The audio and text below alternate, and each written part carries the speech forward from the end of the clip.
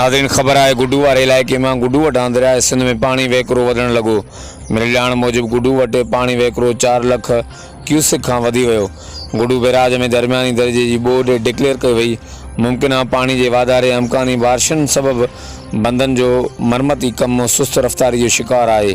सिंधु दरिया में पानी सतह वधण सबब कचे जो इलाइक़ो पानी हेठ अची वियो। क़ंधकोट के कचे में रहंदड़ लड पलाण करे पके तरफ अचण लगा। वक्त आगाह लाइ ॾिसंदा रहो DTN वेब न्यूज़।